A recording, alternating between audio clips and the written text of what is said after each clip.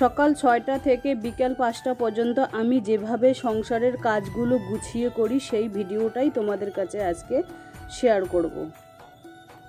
Home cleaning blog. চোখ সবার জন্য ভেজে না, তবে যার জন্য ভেজে সে ফিরেও তাকায় না। যাদেরকে আমরা বেশি প্রশ্রয় আর পাত্তা দেওয়া শুরু করি, একটা সময় তারাই আমাদের ধোঁকা দিয়ে বোকা বানিয়ে চলে যায়। টাকাই পুরুষের একমাত্র দামি পারফিউম, যা শুধু নারীকেই নয়, আশেপাশের মানুষকেও আকর্ষণের কেন্দ্রবিন্দুতে রাখতে পারে। Welcome back to my channel. আসসালামু আলাইকুম। তোমরা সবাই কেমন আছো? আমি আশা করি তোমরা সবাই খুব খুব খুব ভালো আছো। আলহামদুলিল্লাহ আমিও ভালো আছি, বিন্দাস আছি এবং আমার অল ফ্যামিলি ভালো আছে। তো চলো, ঘড়ির কাঁটা এখন সকাল 6টায়। আমি আমার ব্লগটা এখন থেকে শুরু করে দিলাম, কারণ ছেলে টিউশনে যাবে, সেই জন্য আজকে আগে ফার্স্ট গোলা রুটিটাই বানিয়ে দিলাম। কারণ মানে টিউশন যাবে, ওখান থেকে আসতে আসতে তো 9টা সাড়ে 9টা বেজে যাবে, ভোগ লাগবে, সেই জন্য আর কি নাস্তাটা বানিয়ে দিলাম। যাই হোক, সকালবেলা ছেলে মেয়ে নাস্তা খেয়ে গেলে মনটা একটু ভালো থাকে। আর আমি এপাশে লেগে পড়লাম বিছানাটা গোছানোর ক্ষেত্রে লেগে পড়লাম, কারণ যেদিন খুব বৃষ্টি হয় রাত্রিবেলা, সেদিন কিন্তু আর কি রাত্রিবেলা ঠান্ডা লাগে, সেজন্য একটা কম্বল আর কি আমি বাইরেই রেখে দিয়েছি, বাদ বাকিগুলো আমি তুলে রেখে দিয়েছি, অতগুলো তো লাগবে না। তো চলো আমার সাদামাটা রুমের ভ্লগটা তোমাদের কাছে শেয়ার করি। আর এই যে দেখুন গোলা রুটি, এখানে আমি কিন্তু চা খাই না, যেদিন আর কি কোনো মেহমান আসে সেদিন চা খাই, কিন্তু আমার অভ্যাস নেই আর কি চা খাওয়া। তো সকালবেলা খালি পেটে কিন্তু আমি খেয়েছি কাঁচা হলুদ আর কুসুম কুসুম গরম 1 গ্লাস পানি খেয়ে নিয়েছি। তারপরে আমি এই গোলা রুটি আর কি খেলাম। তারপরে ভাবছি যে একটু খেয়ে তারপরে আর কি সংসারের কাজে লেগে পড়ি, না হলেও তো 1-2 ঘন্টা টাইম লাগবে, তাই না? এই সমস্ত কাজ করতে টাইম লাগে। তো একটু পেট একটু ভরা থাকলে না মনটা ফুরফুরে থাকে, কাজেও একটু মন বসে, একটু হালকা ফুলকা খাইলেই যথেষ্ট। তো এবার আমি আলমারিটা আর কি একটু মোছামুছি করে নেব। প্রত্যেক দিনই তো আলমারি মোছামুছি হয়। তো একজন গৃহিণীর, গ্রামের সাধারণ গৃহিণী তো এর মানে একজন বলতে কি, আমি বলতে কি, প্রত্যেক গৃহিণী চায় যে তাদের বাসা বাড়িটা খুব পরিষ্কার থাক, গোছালো থাক, সবাই চায়, সব গৃহিণী চায়। কিন্তু মানে সবার কাজ একই, কিন্তু কাজের ধরন সবার আলাদা। কাজ কিন্তু একই, ধরন আলাদা আর কি। কেউ নাস্তা খেয়ে কাজে ধরে, কেউ নাস্তা করার পর, মানে সেরকম আর কি। তো চলো ফার্স্ট থেকে লাস্ট অব্দি ব্লগটা দেখতেই থাকো, আশা করি খুব ভালো লাগবে। আর আমি কিন্তু সমস্ত কাজ আর কি সকালবেলায়, এখন তো গরমের দিন, তাই না, সকাল সকাল সমস্ত কাজ গুছিয়ে পরিপাটিভাবে করলে সারাদিন মানে মনটা ভালো থাকে। আর গরমের দিন যত বেলা করে উঠবো তত আর কি কাজও দেরি হয়, আর কাজেও মন বসে না, বিশেষ ভালো লাগে না আর কি। সেই জন্য আমি আর কি এখন থেকে অভ্যাস করেছি সকালেই উঠবো। যখনই চোখ খুলে, চাই 5টা বাজুক আর 4টে বাজুক, তখনই আমি আর কি সংসারের কাজ শুরু করে দিই, চোখ খুললেই, এরকম পরিস্থিতি। আর লাগাতার কয়েকদিন থেকে আর কি বৃষ্টি চলছে, কি বলবো, আর বৃষ্টি হওয়াটা ভালো, আল্লাহর রহমতের বৃষ্টি চালু হয়েছে, বৃষ্টি হওয়াটা ভালো। কিন্তু প্রত্যেক দিনই বৃষ্টি ভালো না, কারণ শাকসবজিগুলো হয়েছে ওইগুলো আবার খুব ঘন বৃষ্টিতে না মরে যায়, এটাই ভয় লাগে আর কি, আর কোনো না। তো এই যে মুরগিদের আর কি, মুরগিদের খাবার দিতে হবে, আবার এই যে কিচেনের যে ইয়েগুলো আছে ওগুলো পরিষ্কার করতে হবে। কাঁচকলাগুলো সেদিন দিয়েছে, রান্না করিনি। এই যে মুরগির ডিম আর কি সকালবেলায় তুলে নিয়ে এসেছি। মুরগির ডিম প্রত্যেক দিন আর কি তুলি না আমি, 2 দিন 3 দিন পর আর কি মুরগির ডিম ওঠানো হয়। যেহেতু মুরগির রুমটাতেও আর কি পানি আসে, কাদা ভাব, সেই জন্য আর কি প্রত্যেক দিনই মুরগির রুমে ঢুকতে ইচ্ছে করে না, ভালোই লাগে না আমার। না সব পাশেই কষ্ট, যে রুমে থাকি সেই রুমেও বৃষ্টির পানি দিয়ে ভর্তি হয়, চালের হাঁড়ি টাড়ি গামলা টামলা দিতে হয়, দিয়ে পানি, মানে উপরে টিন আছে, নিচে এসি বোর্ড দেওয়া আছে, এসি বিটের ভিতর দিয়ে জানি না কী রকমভাবে পানি আসে। আবার মুরগিদের রুমেও পানি আসে, বারান্দা যেখানে রান্না আগে করতাম সেখানেও পানি আসে, আবার মানে বারান্দা থেকে আবার এখানে এসেছি, এখানেও পানি আসে। আমার খুব কষ্ট জানো, এই বৃষ্টি আসলেই আমার খুব চিন্তা হয় যে কি করব আর কি করব না, এটাই আর কি।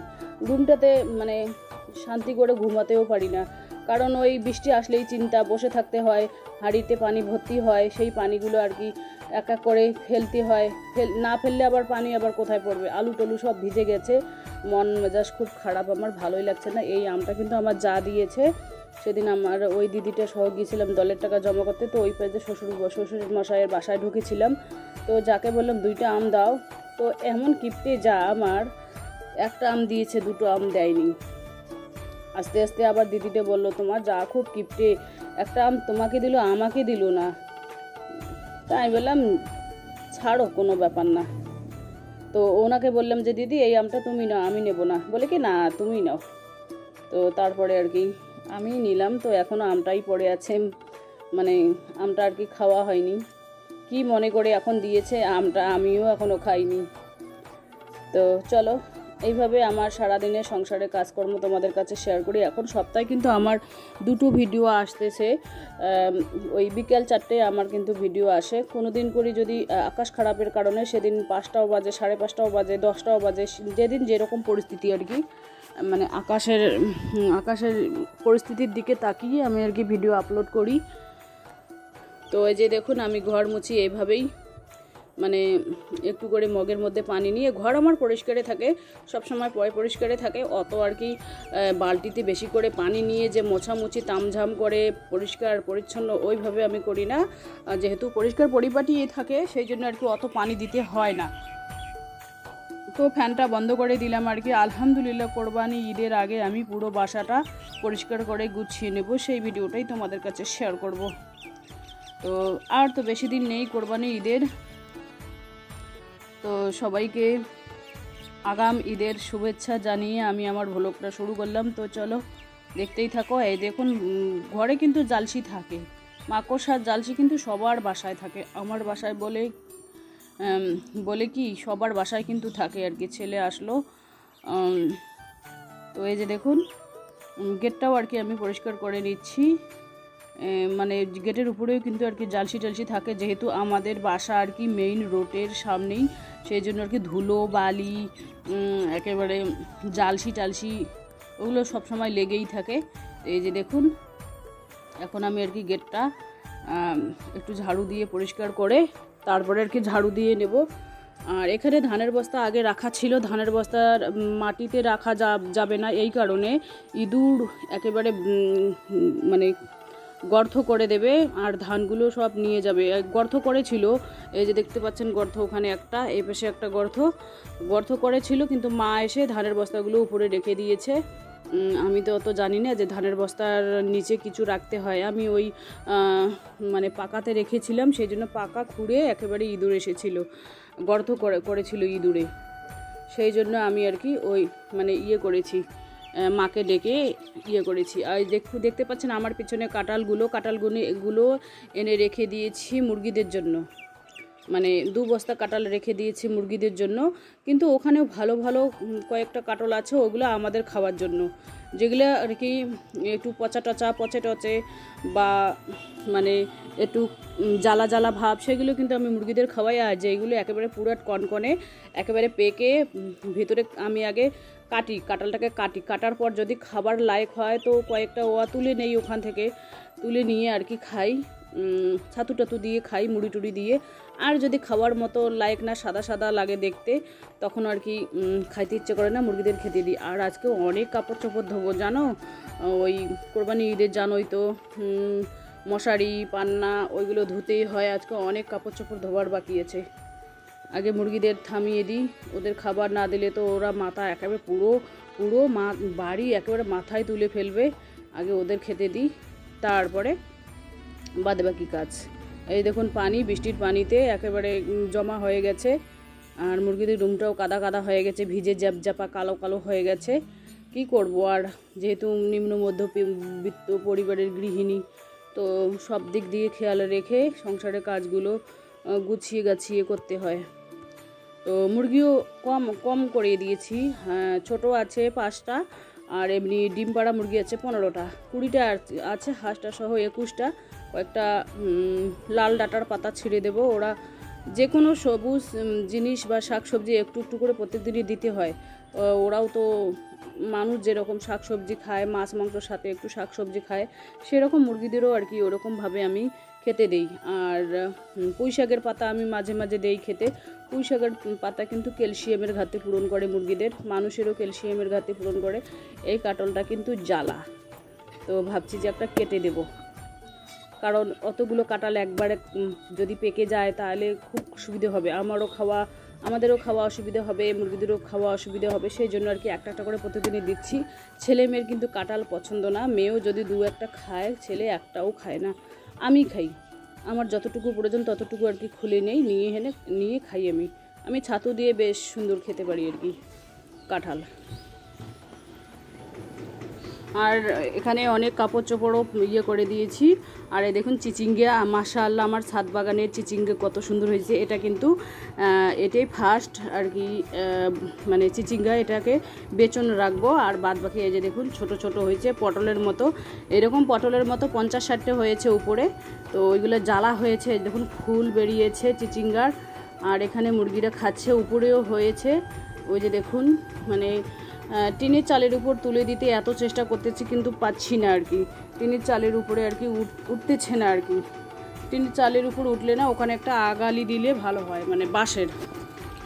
তো যাই হোক, আমার মা এসে ওই চিচিঙ্গার যে চারপাশে যে ডাটাগুলো ছিল সেই ডাটাগুলো উপড়িয়ে দিয়েছে। এই কারণে চিচিঙ্গার নিচে ইঁদুরে আর কি গর্ত খুঁড়েছে, অনেক মাটি তুলেছে।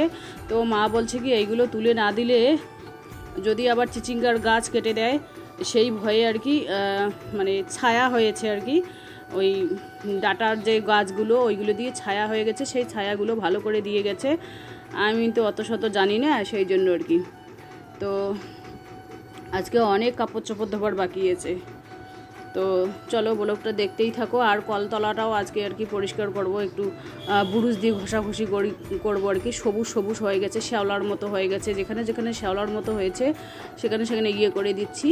সকালে একবার গোসল করেছি, তো এইগুলো কাজ করে আর একবার গোসল করব। গরমের দিন যেহেতু 2-3 বার গোসল করলেও কোনো ব্যাপার না। আমি কিন্তু গরমের দিনে কোনো দিন 2 বার, কোনো দিন 3 বার এরকম গোসল করি আর কি। তো সকালবেলা একবার করে নিয়ে তারপরে আর চেঞ্জ করেছি, কুর্তি পরে নিয়েছি। তা ভাবলাম যে না, কাপড় চোপড় ধোবো যেহেতু, তা আর একবার ধুতে হবে আর কি। সেই জন্য আর কি কাপড় চোপড় ধুলে তো কাপড় চোপড় সব নোংরা হয়ে যাবে। আবার আমার তো আলহামদুলিল্লাহ জামার কোনো অভাব নেই, সেই জন্য আর কি একটা ভিজলে আর কোনো সমস্যা হয় না আর কি। তো আমার একটা কুর্তির বয়স একেবারে 10 বছর 12 বছর, আমার কিন্তু জামা খুব টেকে। আর দুইটা নাইটি, 2টা সায়া, 2টা রন্না আমার কিন্তু একেবারে 1 বছর আরামসে হয়ে যায়, 1 বছর 1.5 বছর এরকম আরামসে হয়ে যায় এতদিন। তো এই যে দেখুন বিছানার হলুদ কালারের বেডশিটটা, মশারিটা, আর মানে ছোট ছোট যেগুলো কাপড় চোপড় সেগুলো আগে ভেজাবো। এইভাবে আর কি ভিজিয়ে আমি কিন্তু ভিজার পর বুরুশ দিয়ে ঘষার পর একটু থ্যাক করি। তারপরে আগে তো কাপড় ধুইছিল আমার মানে দাদিমা নানিমারা একেবারে আঁচড়িয়ে ধুতো, এখন আর ওইভাবে কাপড় ধোয়া হয় না। আমি কিন্তু ছাপ দিয়ে কাপড় ধোয়ার মানে ভেজানোর পর হোগলা সাবান যে আছে, হোগলা সাবান দিয়ে ঘষে তারপরে বুরুশ দিয়ে ঘষি, তাহলে ক্লিনটা ভালো হয় আর কি। এই দেখুন হোগলা সাবান দিয়ে ঘষে তারপরে বুরুশ দিয়ে আর কি ঘষবো। এইভাবে ঘষে ধুলে কিন্তু পরিষ্কারটা বেশি হয় আর কি, খুব সুন্দর হয় আর কি। তো এইভাবে আর কি আমি কাপড় চাপড় ধুয়ে নিই। এতগুলো তো দেখানো সম্ভব না, তো যতটুকুই পারি ততটুকুই দেখানো আর কি চেষ্টা করি। তো আমার আলহামদুলিল্লাহ ওই পাশের কাজ কমপ্লিট হয়ে গেল, গোসল টোসল সারা হয়ে গেল। তো চলো আজকের ভিডিও এ পর্যন্তই, টাটা, আল্লাহ হাফেজ। তো দুপুরের খাওয়া করে ঘুমিয়েছিলাম, এখন বাজে বিকাল 5টা। তো এই যে দেখুন বিকাল 5টা বাজে, আমি দোকানে আসলাম আর কি ব্যাগ সেলাই করার জন্য, যেহেতু ডেলিভারির জন্য আমাকে ব্যাগ রেডি করতে হবে, সেই জন্য আমি দোকানে আসলাম আর কি ব্যাগ সেলাই করার জন্য। তো চলো ব্লগটা দেখতেই থাকো, আশা করি খুব ভালো লাগবে। আর সংসারের কাজ তো করতে হবে, তাই না? সংসারের কাজ কোনোদিনও থেমে থাকার না। এই দেখুন ব্যাগের বান্ডেলগুলো পিছনে আছে, আমি কিন্তু বেশি করে কাটি না, ওই 2 ডজন 3 ডজন এরকম করে কাটি। মানে কারেন্ট তো সবসময় থাকে না, এখন তো গরমের দিন, আবার বৃষ্টি, হুড়কা পানি, বজ্র বিদ্যুৎ সহ, সেই জন্য আর কি সবসময় লাইট থাকে না। সেই জন্য যতটুকুই টাইম পাই ততটুকুই আর কি ব্যাগ সেলাই করি। তো চলো আজকের ভিডিও এ পর্যন্তই। ততক্ষণ তোমরা সবাই সুস্থ থাকো, সাবধানে থাকো, টাটা, আল্লাহ হাফেজ। আর আজকে আমার কী হয়েছে জানো, নিচের যে নিচে যে আমরা লাইট জ্বালাই মানে রাত্রিবেলা, সেই লাইটটা মানে আর কি তারটা যা আছে সেই তারটা কিন্তু আমার যে চিচিঙ্গার গাছটা আছে সেই চিচিঙ্গার গাছের সাথে আর কি জড়িত, সেই তারটা কিন্তু খুলে পড়েছে, কারেন্টের তারটা। আর কারেন্টের তারের যে ইয়েগুলো আছে ওগুলো বেরিয়েছে। তো ছেলে মেয়েকে বললাম যে এখানে কেউ হাত দিবি না, ওর মামাকে ডাকলাম যে ঠিক করে নেবো আর কি আজকে। তো একবার ফোন করলাম ওর মামাকে, ওর মামি উঠাইছে, তো বললাম যে একটু পাঠিয়ে দিও। তো এসি বোর্ড দিয়ে আমার যে পানি ঘরে পড়ে ওটাও ঠিক করে নেব, আবার কারেন্টের যে খুঁটিটা মানে তারটা ছিঁড়ে গেছে সেটাও ঠিক করে নেব। তো চলো টাটা, আল্লাহ হাফেজ।